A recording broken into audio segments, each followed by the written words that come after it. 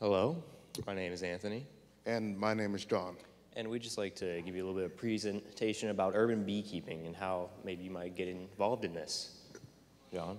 Now, our project, it started just over a few years ago, around 2-3 years ago, as a project that I had been doing that on creatures or groups of creatures called superorganisms that turn teamwork and total devotion to the welfare of the entire group into a biological imperative.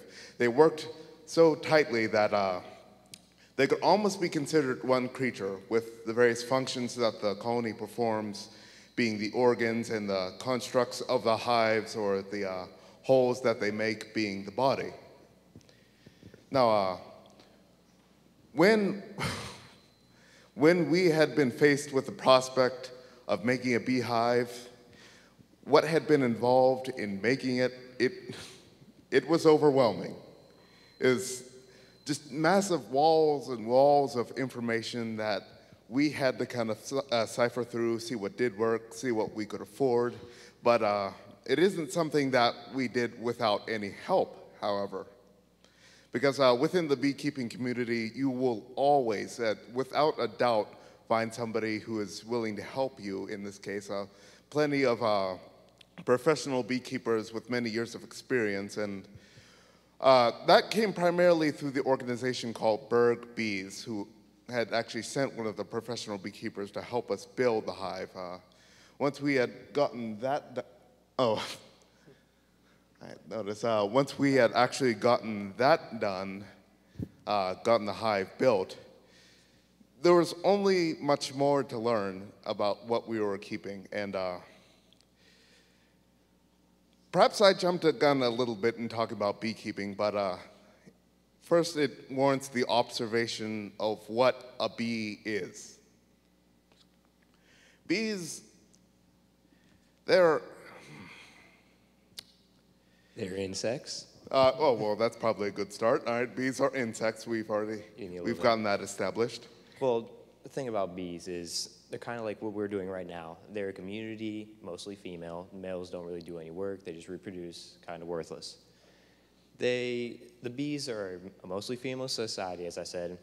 They work to get a job done. They look to survive through the winter. They work in a huge community where there is one fully evolved bee. There's the queen bee who can actually reproduce. All the others, they just sting you. They make honey and sting you, and that's what I've learned.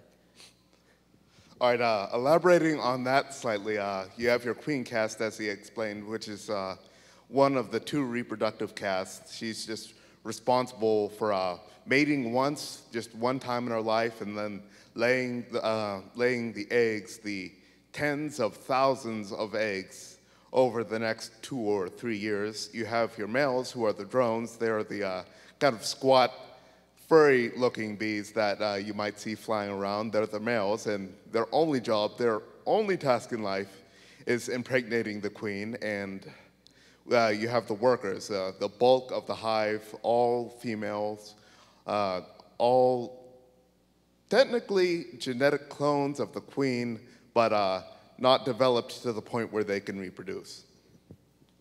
Problems facing bees. As urban beekeepers, we look to try to accomplish, I don't know if you guys have heard of colony collapse disorder. We look to try to help the environment. As you might not know, if the bees disappeared, 70%, it's 70%, right, of our agriculture that is produced would disappear. There is actually a business where beekeepers, they have their hives hauled across America to make our food grow, and without the bees, we're gonna starve. I mean, it's just downright ridiculous what would happen. Essentially, if all you guys want to do is eat corn, potatoes, and wheat for the rest of your natural-born lives, do absolutely nothing about the issue that's facing our bees.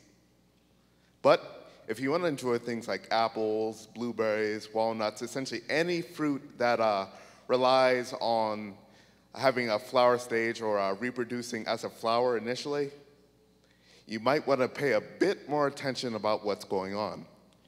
Now, we're not here today to try to convince you and put a beehive in your backyard. It'd be nice.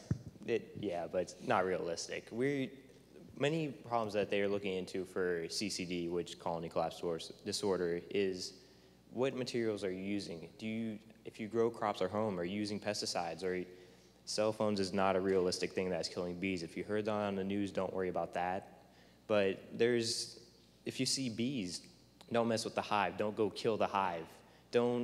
It's basic stuff that you could do to help bees so that you're not potentially hurting the environment of the world rather than just what you believe is in your backyard.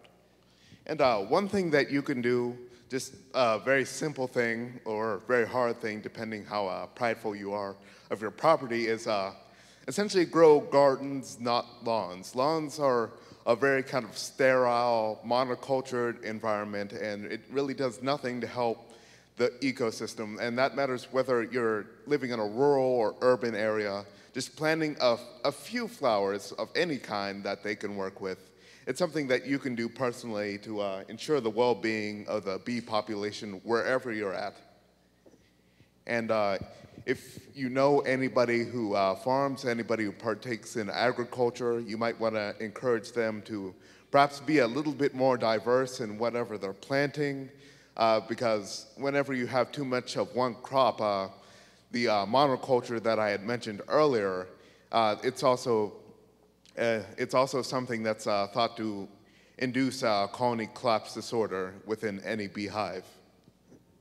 Now, simple things. I've been a beekeeper for about 2 years now. It's been pretty fun. It's been 2 years. I didn't get stung. It just happened 2 times this year, which was a downer. I almost made it the whole way. I don't know if you guys can see in the picture, urban beekeeping is not required to go out and buy some $200 suit. It's not required to go make a huge expense. It is basically a self-sufficient project. You can go and, if you got your own hive, you probably, we're about to be self-sufficient in our 2nd year. We sell honey for about $3 to $4.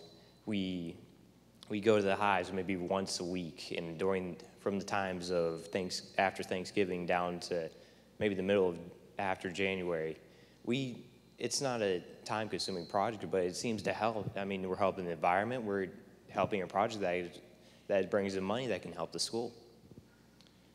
And what you see here, this is just a regular, ordinary visit, except with pictures this time, of course, but a regular, ordinary visit which takes us total around 40 minutes out of our day. So usually we can just do it near the end of the school day and really not miss any of our class periods, not miss any of our work. So if we can do it with such an inconvenient time frame, somebody who has more free time, somebody older, it shouldn't be a problem at all. So don't let time discourage you from keeping a few beehives. I don't know if you guys, I just wanted to say one more thing about what beekeepers wear. I don't know if you guys, I wasn't very dressed up today. I thought I might as well come as an urban beekeeper instead of getting all dressed up, which probably 9 out of 10 times this is the clothing I'd wear to a beehive, which it shows. Anything other than that, John? Anything other than that? If by any chance you want to keep a few bees, like Anthony had mentioned, you can keep them within the city. Urban beekeeping, it's actually getting a lot more popular as of late, as a lot of the monoculture and the pesticides are kind of driving bees away from the rural areas. You'll often find more people keeping bees in just more secluded urban areas. Like this is actually over in Braddock, which is kind of an empty town right now, and we were allowed to use it in just a very small corner at the back of what was a former convent. So you can use it in just about any area where there are flowers at least 1 mile away, and that really shouldn't be hard to find. And actually, I heard a few times about how they're starting to put a lot of beehives on roofs. So if you can put it on a roof, you can put it just about anywhere, now that I'm really thinking about it. Anthony? That's about all.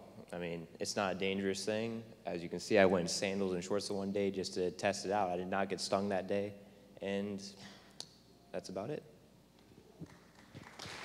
All right. Thank you for your time.